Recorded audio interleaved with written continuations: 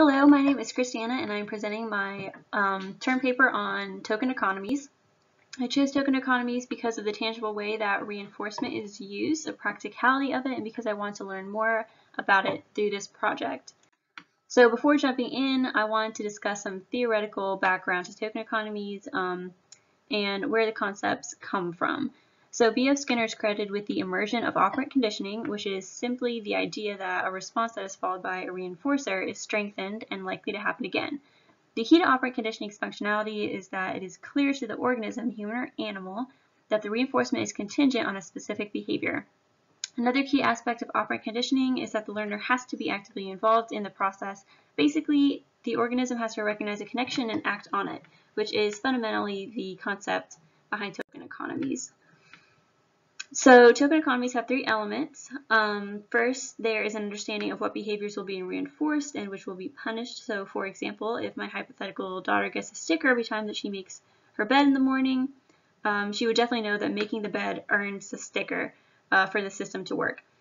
Second, objects and activities that the tokens can be cashed in for are called backup reinforcers. These backup reinforcers can be anything from candy to social events to 30 minutes of TV time. So if my hypothetical daughter earned 5 stickers, she could watch one episode of her favorite show. It's important for the contingency to be clear here too. So she should definitely know that earning a previously specified number of tokens or stickers would win her TV time if she wanted. Also, these backup reinforcers could vary in appeal based on the number of tokens. So say she has 5 stickers, that would win her one episode of TV time, or she could win 10 stickers and get a trip to the park, which provides an incentive for accruing more tokens and in doing so, exhibiting better behavior. And third, there's a designated store where the backup reinforcers can be traded in for the acquired tokens. So again, with the daughter example, say I made a little shop where she could pick up a toy that she wanted, like Legos or a piece of candy, or the DVD with your favorite show on it, and each item has a token price tag to it. So she can take her accrued tokens at the designated time and exchange them for something she wants. These backup reinforcers serve as a secondary reinforcer to the tokens themselves. So the point or purpose of token economies are to modify behavior into those that are more constructive. Token economies serve as a simple, practical approach that is readily accessible and implementable in a variety of different settings, including places of education, psychiatric treatment facilities, institutions for those who are mentally challenged, prisons and speech therapy, behavioral medicine, special needs situations, and at-home behavior management. Token economies are usually a group approach, having peers share in the benefit and consequence and provide peer pressure and responsiveness or engagement within the system. My daughter from the earlier example demonstrates individual token economy systems, but they are most often used in group settings. Nurses, teachers, parents, essentially any caregiver can take on the role of a teacher in the token economy system. So with proper and effective training, anyone occupying those roles can fulfill a teacher role in a token economy. Token economies have been implemented to reduce inappropriate classroom behavior, suspension, expulsion, and failing grades, and to increase academically oriented behavior, like assignment completion and school attendance. Token economies have also successfully been used in increasing in-class participation in higher education among undergraduate students. However, a limitation of token economies to increase academic success is that students will only be able to achieve so much with assignments, regardless of reinforcement, implying a ceiling effect. Token economies have been used to treat individuals with bipolar and conduct disorder, as well as those with pre-delinquent tendencies and other behavioral problems. Treatment has been administered in and out of institutions, and is key that those administering the token economy system are well trained to implement it. In the case of those with bipolar and conduct disorder, self-monitoring and self-recording within a token economy system is shown to be effective in increasing academically successful behavior while decreasing unwanted behaviors. In another study, individuals with pre-delinquent tendencies who are deemed dangerous to others were able to increase their motivation and positive habits in a token economy system.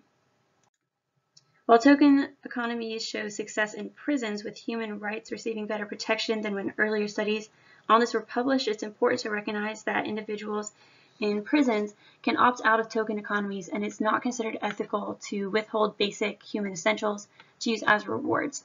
Instead, tokens and backup reinforcers have to be an additional benefit. There have also been long-term benefits to those who were in a token economy system, with treatment being effective up to 5 years after involvement with the program, including the increase of pro-social behavior among voluntarily isolated individuals. Similarly, token economies have been implemented in veteran care institutions to increase self-care and pro-social habits among veterans with chronic mental illnesses such as schizophrenia, with high levels of success. Token economies have successfully been implemented in use for those with intellectual disabilities. It's shown that token economies can increase rate of assignment completion, appropriate social behavior, and decrease inappropriate behavior. Interestingly enough, token economies have also been used in conjunction with therapy for treating individuals with speech impediments and enhancing their speech. Special effort should be utilized when individuals leave token economies to make sure that gains that individuals made within the program can remain. These can be accomplished by weaning off the program gradually or providing reinforcement in varying situations, providing praise, making a connection between behaviors, tokens, and backup reinforcers. Training is very important to the success of token economies, and poorly trained managers of the system can tarnish the intended benefit. Monitoring treatment, providing clear treatment procedures, and involved personnel are also key to the effectiveness of token economies. Some ways to train staff to be more effective in executing the system includes modeling and role-playing. And a nice side effect of token economies is that those who work within them tend to demonstrate more positive attitudes towards their clients. It's also important to note that resources can limit 100% effectiveness, since some individuals may need more personal catering in terms of incentives than the institution can realistically supply. Ideally, increasing resources could result in 100% effectiveness of some token economy systems. While the above offers support for some of the use of token economies, there are also objections and critiques to the system.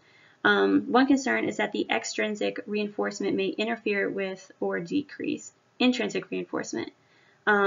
Also, that another concern is that token economies are essentially encouraging bribery.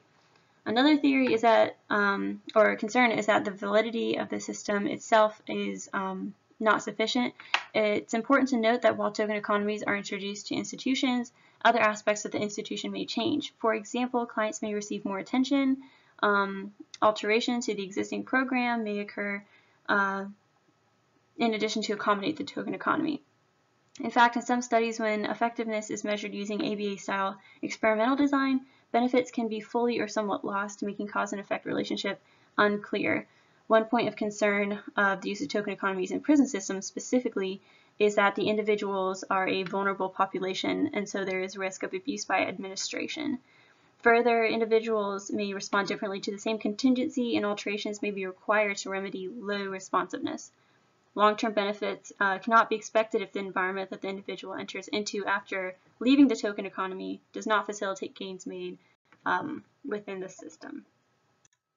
So in summary, according to the literature, there seems to be agreement that the use of token economies has substantial support, and many of the concerns can be negated with simple adaptations to the system. New applications for token economies in areas where studies could benefit are uses like speech therapy and other minor behavior modifications.